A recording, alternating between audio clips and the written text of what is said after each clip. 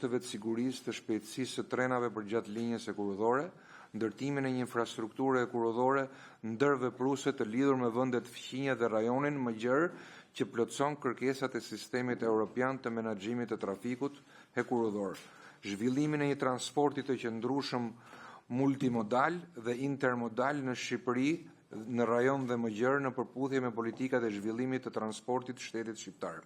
Furnizimin e linjës së kurorëdore me sinjalistik në dur, pajisjet e ndërlidhjes e të telekomunikacionit përfshirë GSM duke krijuar mundësinë për elektrifikimin e linjës. Shërbimin me efektivitet të transportit të udhëtarëve dhe mallrave përgjatë një korridorit ngarkuara në Shqipëri që lidh disa qytete të Shqipërisë së Mesme, si Kavaja dhe Rrogozhina. Shërbimin e rivierës shqiptare që ndodhet midis Golemit, Durrësit, me një sistem transporti efektiv dhe miqësor ndaj mjedisit, i cili do të shërbejë dhe kryeqytetit shqiptar pasi do të përfundojë ndërtimi i linjës së re kurorëdore Durrës-Tiranë. Promovimin e transportit të gjelbër e të qëndrueshëm dhe nxitjen për kalimin e transportit rrugor në transportin e kurorëdor, duke promovuar një alternativë më eficiente për komunitetet dhe bizneset. E gjithë ky projekt ligj është në përputhshmëri të plotë me akitë e Bashkimit Evropian. Projekt ligji nuk synon të parafrojë ndonjë akt veçantë të legjislacionit të BE-s. Pavarësisht kësaj, akitë e BE-s në fushën e veprimit të projekt ligjit përbëhen nga legjislacioni i parësor dhe dytësor, të cilin nuk është e nevojshme dhe nuk e vlerësoj për ta përmendur. Ky projekt ligj i parafrohet dhe është në përmbushje të plotë të kapitullit të Bashkimit Evropian në nenin 14 transporti.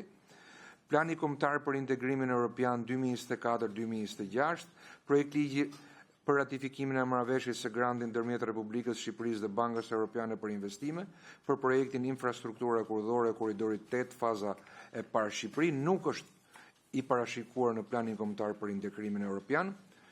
Në mbështetjet nenit 4 GMB në ligjin për njoftimin dhe konsultimin publik, gjatë shqyrtimit të këtij projekt ligji, Komisioni nuk ka zhvilluar procese konsultimi. Efektet financiare të aktit janë financimi i këtij projekti është i parashikuar në programin buxhetor afatmesëm 2025-2027 dhe më konkretisht në programin 2025-2027 dhe më konkretisht në programin transporti e kurorëdor të Ministrisë Infrastrukturës dhe Energjisë. Financimi ka termat financiare, të cilat unë i përmenda, shuma e financimit 30 milion euro, interesi i përcaktuar në bazën e tregut në momentin e disbursimit, maturimi 25 vjet, duke përfshirë një periudhë pa pagesë prej 5 vitesh. Projekt ligji i paraqitur për shqyrtim dhe miratuar është propozuar nga Këshilli i Ministrave, sipas neneve që unë përmenda si më sipër. Kuvendi të Republikës Shqipërisë, projekt ligji ka 2 nene dhe shoqërohet nga marrëveshjet e financimit. Për miratimin e këtij projekt ligji kërkohet shumicë e thjeshtë. Në përfundim, projekt ligji është në përputhje të plotë me të gjithë kuadrin ligjor, kushtetues dhe strategjik, shumë i domosdoshëm për lëvizjen e lirë dhe infrastrukturën e kurorëdore, duke lidhur disa vende anëtare të Ballkanit Perëndimor dhe Italinë me një gjatësi prej 1500 kilometrash, ndaj dhe i ftoi anëtarët e komisionit për ta miratuar këtë projekt ligj. Faleminderit. Faleminderit zoti Hoxha. Unë po e hap me njëherë tavolinën për pyetje dhe do ta nis nga zoti Axhinasti. Faleminderit kryetar. Unë fakt doja të filloja serinë e pyetjeve. Nuk kam shumë pyetje, mos u friksoni. Po me një koment që ka të bëjë me procesin legjislativ si zhvillohet në parlament. Dhe ajo që më ka shqetësuar shumë ka qenë miratimi, ose më mirë të themi mënyra e diskutimit dhe e miratimit të ligjit për barazinë gjinore. Po shikoja, po konsultohesha pak me procedurat europiane të miratimit të ligjeve, dhe kjo është shumë relevante edhe për këtë komision, dhe më del që Parlamenti Evropian, në qoftë se ka konsensus në dy krahat, në gjithë grupet, e miraton ligjin për 2 muaj. E trajton një ligj për 2 muaj. Kurse ne këtu nuk e miratojmë as për 2 orë, më pak se 2 orë. Mendoj që garantimi i cilësisë së ligjeve është një çështje që duhet na shqetësojë të gjithëve. Ka shumë për të dëshiruar, ka shumë vend për të përmirësuar dhe mendoj që cilësia e ligjeve është një detyrim që kemi ndaj integrimit evropian. Dhe sigurisht që nuk i përket vetëm këtij komisioni, është diçka që duhet të trajtohet edhe në nivelin e trajtimit të kuvendit, kryesisë kuvendit. Por unë ngrej duke pasur parasysh mënyra se si u trajtua ligji për barazinë gjinore, konfuzioni me draftet, konfuzioni me amendimet dhe konfuzioni me zbardhjen e aktit që ishte miratuar. Nuk po hyn detaje sepse është akoma më e rëndë ajo që mund të thoja. Tani kalojmë tek akti i sotëm. Edhe në funksion të kësaj që thash, do të ishte normale që kur sillen akte të tilla për miratim të bashkangjitet edhe pjesa për sa i takon kredis, informacioni për kredin. Unë sigurisht mendoj që zonja nga Ministria e Financave është përgatitur për këtë, por një analizë e impaktit që jep kredia patjetër është parashikuar, tha referuesi, unë e kuptoj, por një informacion pak më i gjerë për impaktin që jep kjo kredi, arsyet pse zgjidhen gjithmonë kredi për këto projekte që janë projekte strategjike për ne, dhe ndërkohë që para ka për të rishpërndar dhe simbas atyre që na sjell qeveria. Pyetja ime është termat e kredisë, ju lutem, na i thoni. E para, e dyta, nëse në detyrimet tona për hartën e konektivitetit që është një hartë me cilën punojmë akoma, apo jo, është harta vitit 2015 e procesit të Berlinit, e samitit Vienës, apo jo, ajo është harta që na drejton. Këtu kemi një vlerësim se sa janë mundësitë tona për të financuar me burimet brendshme, apo thjesht do marrim kredi për këtë infrastrukturë strategjike. Kjo ishte e dyta. E treta, duke qenë se korridoret, si korridori 8, janë korridore me të drejtë u thaktu multimodale. A ka ndonjë element tjetër që ju parashikoni dhe keni programuar që të jetë pjesë e kësaj vepre, do të thonë që të bëhet njëkohësisht, për shembull kam parasysh tu konektivitet, telekomunikacionin, apo ndonjë element tjetër, është e koordinuar dhe e çiftëzuar me ndonjë element tjetër? Dhe e fundit është përsa, duke qenë se projekti fillestar ka qenë realizuar, nëse zgabohem nga Western Balkans Investment Framework, si projektim, dhe duke qenë se vendodhja e infrastrukturë shumë të rëndësishme si porti i Durrësit është ndryshuar, është realizuar ajustimi i projektit dhe kush e ka bërë këtë ajustim projektit, do të thonë është i gatshëm për ekzekutim, për tenderim dhe për ekzekutim ky projekt? Faleminderit. Faleminderit zotja Gjinasto. Doja vetëm që të specifikoja diçka në atë që thatë për ligjin e barazisë gjinore. Ka pasur një proces shumë transparent edhe për sa i përket amendamenteve që janë shtuar për ligjin dhe kuptoj që kishte një mungesë informacioni në mbledhjen ku kemi qenë bashkë. Por ajo që është e rëndësishme dhe kam përshtypjen që flas edhe në emër të zotit Balla dhe në emër të zonjës Vogshi që jemi antarë të konferencës kryetarëve. Po pra, më falë, zonjën Spahiu, sorry. Zonjën Spahiu, aty biseda ka qenë shumë e qartë dhe ne nuk kemi pasur asnjë kundërshtim nga grupi juaj për atë procedurë e cila u ndoq. Pastaj përqendrimet politike patjetër që ishin të ndryshme, po e kisha më shumë te procedurat. Ndjes zoja Vogshi, fjala për ju.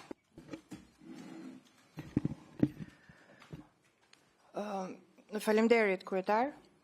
Për sa i përket projekt ligjit që ne po diskutojmë. Një nga dokumentat që na është dërguar bashkangjitur është edhe raporti nga Komisioni i Ligjeve. Dhe në pikën 5, konsultimi publik, raporti thekson. Projekt ligji nuk është publikuar në platformën e konsultimit publik deri në momentin e shqyrtimit në komision dhe si rrjedhor nuk kam pasur asnjë koment. Ashtu as në komision nuk ka pasur kërkesë për pjesëmarrje etj. Pse juve keni vendosur për një projekt që shkon në total mbi 120 milion euro të mos ndiqni procedurat ligjore, pra praktikisht është shkelur ligji për konsultimin publik.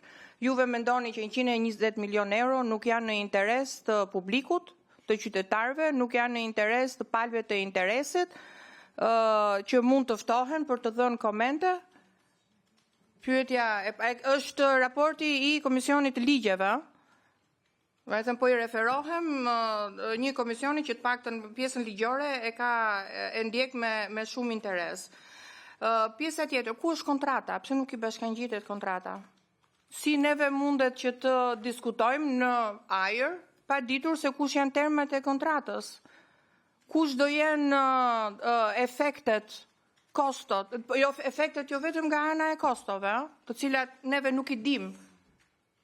Juve na sillni një relacion ju që vjen nga qeveria, komisioni nuk përgatit asnjë informacion, nuk kemi asnjë raport, kontrata nuk i bashkangjitet, kur nuk i bashkangjitet deputetëve të parlamentit.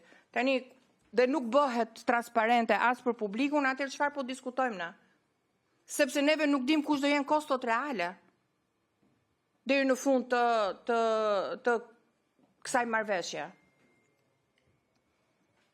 Jo, kam edhe 2-3 pyetje tjera.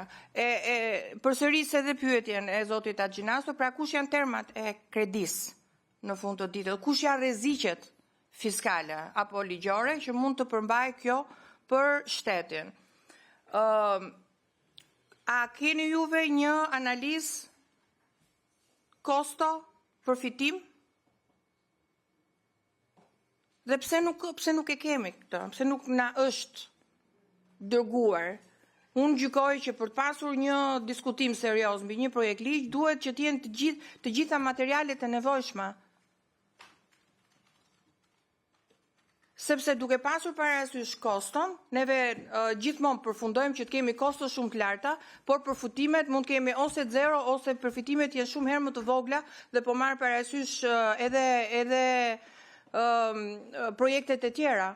Pra, për sa i përket kësaj linje të Ekurudhës që po flasin, kush është studimi që është bërë?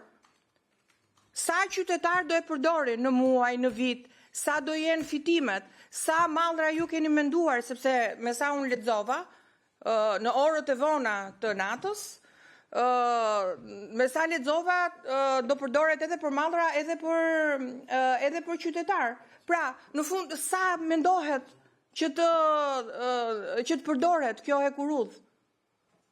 O sa qytetar do ta përdorin? A keni ju një numër, një shifër të këtyre, se nuk kemi asgjë përpara.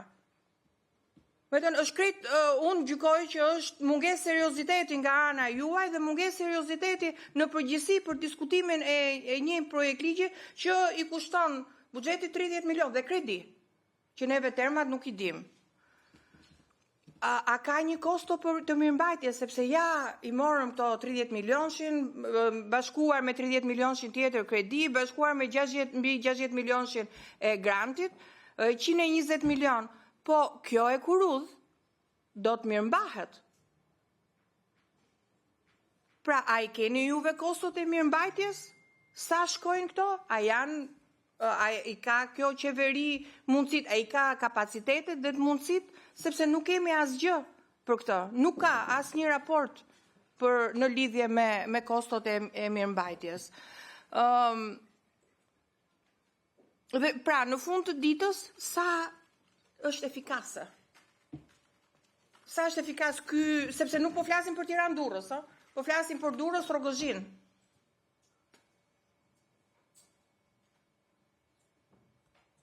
Faleminderit. Faleminderit zonja Boksi. Zonja Zëvendës Ministra, besoj mund të përgjigjeni pyetjeve. Shumë faleminderit për pyetjet tuaja të detajuara dhe në fakt me kënaqësi. Duam t'ju informojmë se në fakt pavarësisht se kontrata, draft kontrata nuk ndodhet dhe kontrata e miratuar ndërmjet palëve nuk ndodhet në dokumentaciona, në fakt duhet të jetë pjesë të gjithë materialit i cili në fakt është edhe shpjeguar në relacionin e ardhur nga Këshilli i Ministrave, ku në mënyrë të qartë është thënë që sidomos me Bankën Europiane për Investime, kushtet e dhënies së kësaj huaje janë nga ato është institucioni financiar bankar me kushtet më lehtësuese për kredidhënien dhe po ja u detajoj të nderuar se ishte një pyetje përsëritur nga të gjithë ju. Në vetvete, megjithatë me që se më pyetët, po ja u jap edhe kush janë detajet e huadhënies. Pra do të ketë një maturim kjo kredi për 30 milion eurosh për 25 vitesh, pra ndryshe madje nga Bergji kemi një periudhë maturimi dhe më të gjatë, duke lehtësuar çështjen e ripagimit të principalit plus kredis, dhe do të ketë një periudhë prej 5 vitesh në të cilën nuk paguhet asgjë. Pra që një grace period për 5 vitesh. Në këtë kuptim të dy kontratat kanë të njëjtën trajtim. Dhe gjithashtu kemi po ashtu një lehtësi krahasuar me kontratën tjetër, pasi do të kemi një interes të përcaktuar mbi bazën e tregut në momentin e disbursimit të kredisë. Gjithashtu, marrëveshja e UHAS ka edhe një opsion zgjedhje ndërmjet interesit fiks apo variabël gjatë disbursimit dhe në bazë të vlerësimit Ministrisë Financave në lidhje me ekonominë më të mirë, në lidhje me këtë përzgjedhje, do të miratohet edhe norma e interesit për çdo transh ndërmjet palëve. Gjithashtu, kjo ka edhe një tarifë për mospërdorim të fondeve, që është një non-utilization fee, për vetëm 1% e cila llogaritet 4 vite pas hyrjes në fuqi të marrëveshjes, pra kemi një kohë mbi të cilën ne nuk rëndohemi me asnjë pagesë në lidhje me këtë çështje. Për sa i përket kushteve financiare të nderuar, kjo vjen pikërisht në kushtet kur Ministria e Financave raporton se ne kemi një ekspozim prej 54.2% të pra për sa i përket borxhit publik të Republikës Shqipërisë, një nga nivelet më të ulta ndonjëherë historike të vendit dhe një parametër i cili ndërkohë tregon një shëndetësi të financave publike të Shqipërisë dhe ndërkohë me këto kushte të lehtësuara dhe nga mbi 60 milion euro që kemi diskutuar, pra është granti për këtë investim, ne do donim të nderuar të kalojmë pikërisht te pyetjet gjithashtu që ju përmendët në lidhje me fizibilitetin apo leverdishmërinë e investimit në një projekt që ritheksojmë ka të bëjë me rehabilitimin e të themi rrjetit rrugor, rrjetit të hekurudor shqiptar ekzistues. Pra nuk kemi duke ndërtuar një segment të ri apo segmente të reja hekurudore që nuk e kanë provuar ndonjëherë leverdishmërinë e investimit të tyre, por mbi të gjitha po ashtu ritheksojmë se ky investim është bërë në kuadër të WBIF-it, pra të instrumentit financiar të Bashkimit Evropian për Ballkanin Perëndimor, dhe vetëm në këtë kushte ne kemi mundësuar të nderuar që të kemi edhe pjesën e një granti, pra të një dhënie së paras pa interes, pa kosto për shtetin shqiptar, në mbi 50% të investimit vet. Dhe në këtë kuptim të nderuar, do donim që të sqaronim se gjithë dokumentacioni që ka të bëjë me fazën e para fizibilitetit, analizën e kost përfitimeve dhe dizajnin apo themi projektimin konceptual, apo çfarë do lloji analize paraprake ka qenë pjesë konstitutive, thelbësore e këtij projekti për efekte dhe të gjithë këtij financimi plus granti. Pra banka si Banka Europiane Investimeve dhe Bergji ka pjesë të strukturës vetë investimi, nuk lëshohet asnjë cent për asnjë subjekt. Në qoftë se nuk verifikohet leverdishmëria, bëshmëria, çështja e projektit tash nuk kemi të bëjmë me një segment të ri, mbi të cilën ne të mund të flasim për segmente të cilat nuk futen në kapilarët e ekonomisë, ata ekzistuesët, pra historikut, dhe ku nuk ka lëvizshmëri, dhe për të cilat ne do duhet vërtet të mund të konsideronim nëse po hedhim 120 milion euro për 34 kilometra në një zonë të pabanuar, ku nuk ka patur ndonjëherë transport tregtar ose udhëtarësh, por bëhet fjalë për një segment i cili ndërkohë ka provuar lëvizshmërinë e tij qysh në kuptimin historik të fjalës, është gjurmë ekzistuese. Dhe ne me këtë vetëm po rehabilitojmë me standardet më të lartë të rrjeteve transeuropiane të transportit në fushën e kurudore, pikërisht çështjen e operimit dhe të ndërtimit me standardet pra më të larta për cilat kemi diskutuar. Gjithë ky dokumentacion të nderuar është pjesë e dokumentacionit të dosjes të trajtuar nga bankat, të dy bankat për efekt të grantit, për efekt të kredisë së Bergjit dhe për efekt të BE-it. Pra, të gjithë ky dokumentacion është pjesë e dokumentacionit të dosjes. Përmendet një element të rëndësishëm që ka të bëjë me konsultimin publik, sapo informohem nga Ministria e Financave që ka lidhur këtë proces të nderuar se në fakt Kredit ka një praktik që nuk nuk publikohen si të tilla, pra kontrata të ngjashme, duke mbajtur një shënim të nderuar, jeni të shumë të saktë nga ligjet, pra, duke mbajtur një shënim i cili në fakt do të duhet të trajtohet nga Ministria e Financave në vazhdimsi, në mënyrë që çfarë shënimi ka marrë te komisioni dhe ju e përmendët me të drejtë këtu, të mund të gjej një qasje dhe të mbaj patjetër edhe mundësinë e konsultimit, sepse nuk ka asnjë të fshehur përkundrazi, ne po e diskutojmë madje në këtë komision me detaje se kush kanë qenë gjithë elementët konstitutiv përmbajtësor formal që kanë sjell në diskutimin përpara komisionit të nderuar të politikës jashtme. Në lidhje me pyetjen për sa i përket hartës, po, harta, pra ne deri më tani jemi duke diskutuar për jetën ekzistues dhe në fakt lidhja e kësaj linje të nderuar, qoftë me Voran i Hontit, e cili ndërkohë është një kontratë në zbatim për Republikën e Shqipërisë, por edhe me Porto Romanon, që ka të bëj